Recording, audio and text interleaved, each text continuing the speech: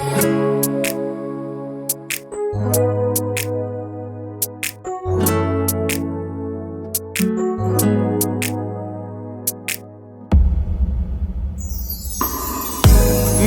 dertlere salar, gözülüm yolunda kalar. Yüreğim telva sorur, neredesin?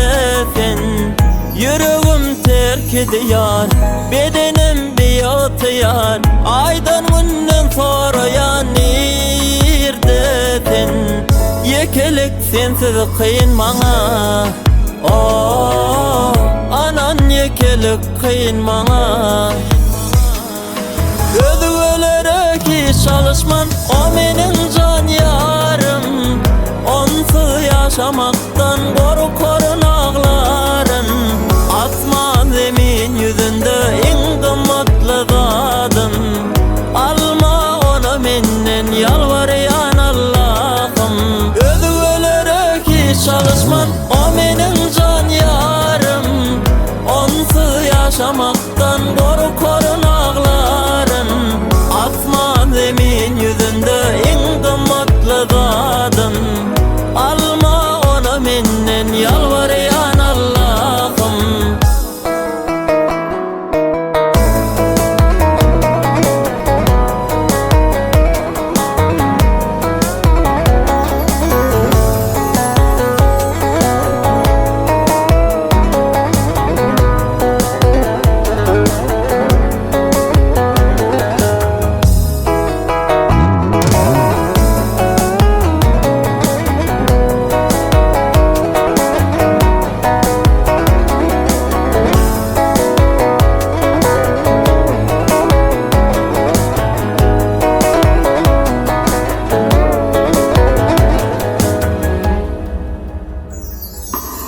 Men dedik seni gülü, bağıtımızı korap bile.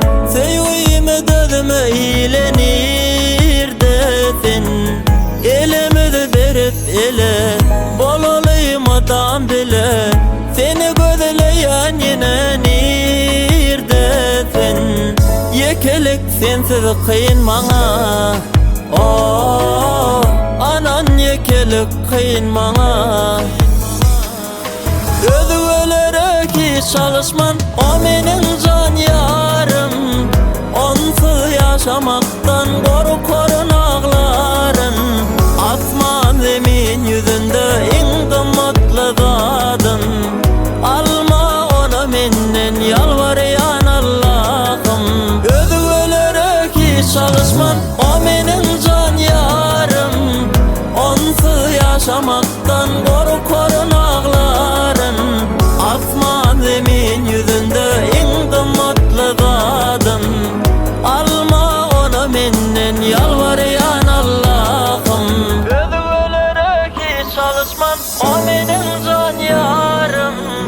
Onsuz yaşamaktan korkarın ağlarım. Asman zemin yüzünde en kımmetli zadım.